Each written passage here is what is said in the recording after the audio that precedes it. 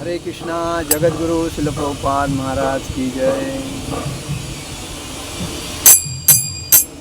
जय राधा माधव कुंज विहारी। जय राधा माधव कुंज विहारी।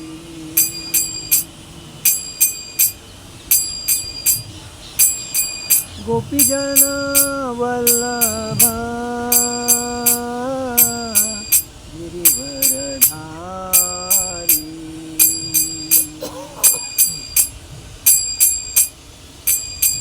यशोदानंदन ब्रज जन रंजन। यशोदानंदन ब्रज जन रंजन। यमुना तीरावनचारि। यमुना तीरावनचारि। जय राधा माधव कुंज विहारी। हरे कृष्णा कृष्णा कृष्णा हरे हरे। हरे राम राम राम हरे हरे। हरे कृष्णा कृष्णा कृष्णा हरे हरे। हरे राम राम राम हरे हरे। हरे कृष्णा कृष्णा कृष्णा हरे हरे। हरे राम राम राम हरे हरे। हरे कृष्णा कृष्णा कृष्णा हरे हरे। हरे राम राम राम हरे हरे। जय ओम विष्णुपाद परमहंस परिव्राजकाचार्य अष्टोत्तर शतश्री श्रीमद अभय चरणारविंद भक्ति वेदांत स्वामी शिल प्रभुपाद महाराज की जय। नित्य लीला प्रविष्ट जय ओम विष्णुपाद परमहंस परिव्राजकाचार्य अष्टोत्तर शतश्री भक्ति सिद्धांत सरस्वती ठाकुर शिल प्रभुपाद महाराज की जय। अनंत कोटि वैष्णव वृंद की जय। नामाचार्य श्री हरिदास ठाकुर की जय। प्रेम से कहो श्री कृष्ण चैतन्य प्रभु नित्यानंद श्री अद्वैत गदाधर शिवासादि गौर भक्तवृंद की जय। श्री श्री राधा कृष्ण गोप गोपीनाथ श्याम कुंड राधा कुंड गिरि गोवर्धन की जय। वृंदावन धाम की जय। अयोध्या धाम की जय। नवदीप मायापुर धाम की जय। गंगा माई की जय। यमुना माई की जय। तुलसी महारानी की जय। हरिनाम संकीर्तन की जय। वृंदावन धाम की जय। समवेद भक्तवृंद की जय। गंगा माई की जय। यमुना माई की जय। तुलसी महारानी की जय। हरिनाम संकीर्तन की जय। समवेद भक्तवृंद की जय। समवेद भक्तवृंद की जय। समवेद भक्तवृंद की जय। श्री गुरु गौरांग की जय। निताई गौर प्रेमानंदे हरि हरि बोल। ओम नमो भगवते वासुदेवाय। ओम नमो भगवते वासुदेवाय। ओम नमो भगवते वासुदेवाय। श्रील प्रभुपाद महाराज की जय। परम पूज्य लोकनाथ स्वामी महाराज की जय। निताई गौर प्रेमानंदे हरि हरि बोल। आज हम लोग भगवत गीता के ऊपर चर्चा करेंगे। अध्याय 6वां है और उसमें भगवान भक्त की महिमा को कैसे साबित करते हैं। कैसा भक्त जो भगवान को प्रसन्न करता है और भगवान उसको सहकार्य करते हैं। मतलब जो पूर्णतः समर्पित जो भक्त है उसके लिए भगवान कैसी उसके मदद में आते हैं और उसको कैसे संभालते हैं उसके ऊपर चर्चा। श्रीभगवान् उवाच पार्थनैव नामुत्र विनाशस्तस्य विद्यते न हि कल्याणकृतच्छी दुर्गति तात गच्छति। भगवान अर्जुन से बोलते हैं, भगवान ने कहा, हे पिता पुत्र, कल्याण कार्यों में निरंतर योगी का न तो इस लोक में और न परलोक है, न तो इस लोक में और न परलोक में ही विनाश होता है। ये मित्र, भलाई करने वाला कभी बुराई से पराजित नहीं होता है। भगवान क्या बोलते हैं? कल्याण कार्यों में निरंतर योगी। योगी इसका मतलब क्या है? जिसको कोई चीज़ की अपेक्षा नहीं, जो सर्व त्याग कर जो भगवान को समर्पित होता है, वो जो व्यक्ति है वो योगी है, सन्यासी है। उसको कोई ना पैसा, ना धन दौलत, प्रतिष्ठा, सुंदर स्त्री, किसी की पद प्रतिष्ठा की कोई नहीं, खाली हो भगवान का एकनिष्ठ भक्त होके भगवान को समर्पित होता है। और समर्पित होने वाला जो भक्त होता है उसका न इस लोक में और न परलोक में विनाश होता है। भलाई करने वाला कभी बुराई से पराजित नहीं होता। जो जिस व्यक्ति को सबकी भलाई करके छोड़ने की जो आदत है, मतलब कभी किसी की निंदा नहीं करता, कभी कोई चीज़ की अपेक्षा नहीं करता, कभी किसी को किसी के बारे में खुद का स्वार्थ नहीं साधता, दिया छोड़ दिया अपेक्षा नहीं, ऐसा जो व्यक्ति है उसकी बुराई करने पर भी वो पराजित नहीं होता। आज लोग इस भौतिक संसार में माया, मोह, लोभ, प्रतिष्ठा, पद, उसके पीछे दिन रात भागते रहते। गधा जैसा दिन रात मालिक के लिए भागता है, वैसा ही आज मनुष्य अपने मेरे बच्चे, मेरी पत्नी, मेरी प्रॉपर्टी, मेरा पद, मेरी सगे संबंधी, इस प्रतिष्ठा में दिन रात भागता है। और खुद मतलब ये मूर्ख था, इसको क्या बोलते हैं? ये मूर्ख आदमी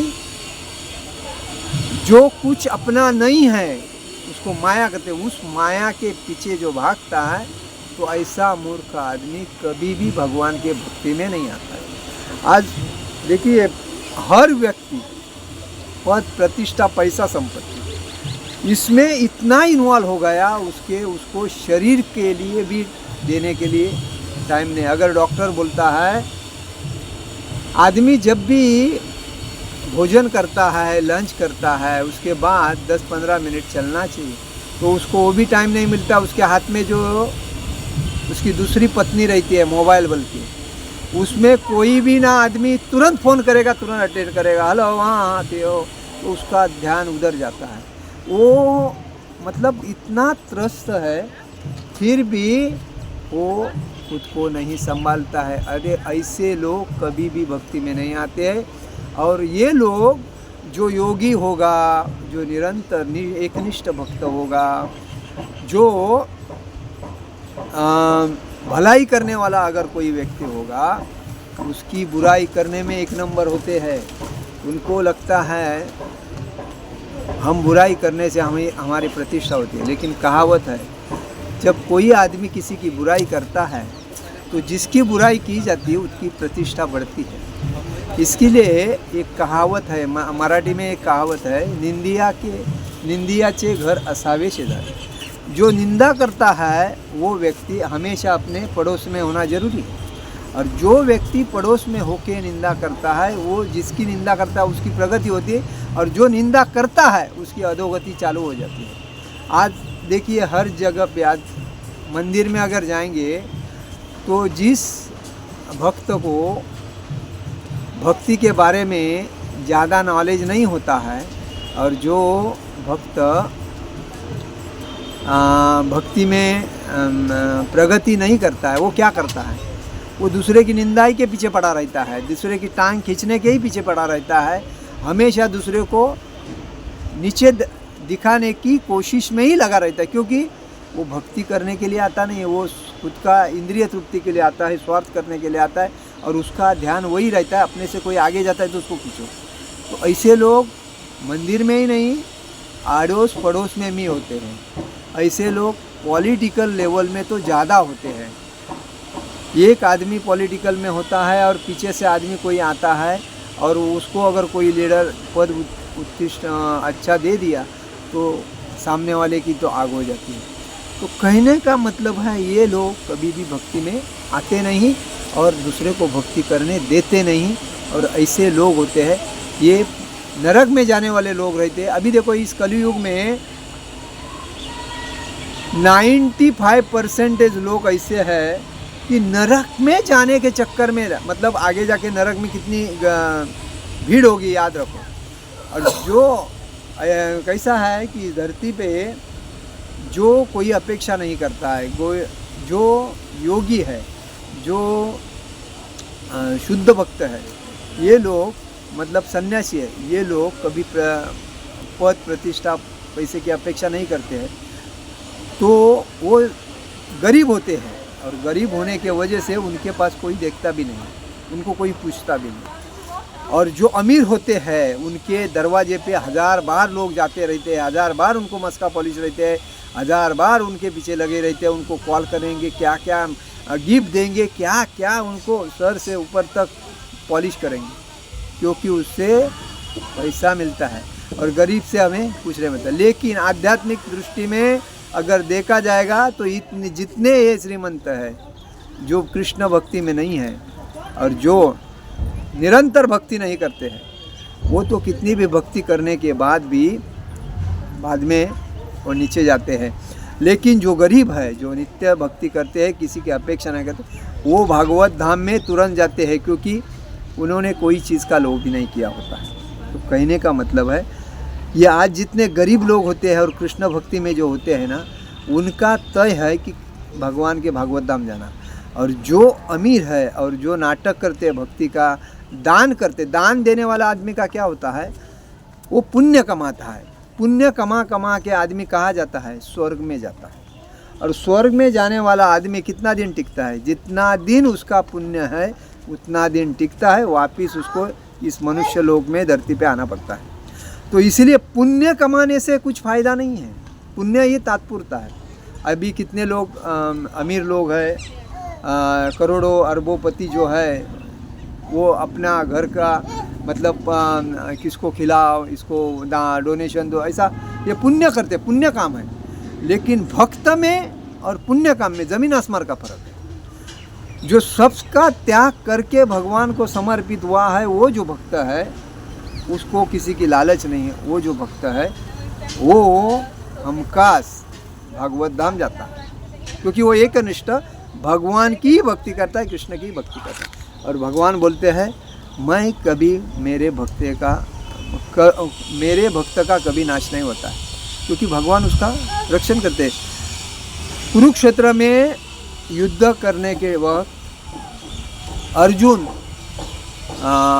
अपने शिष्य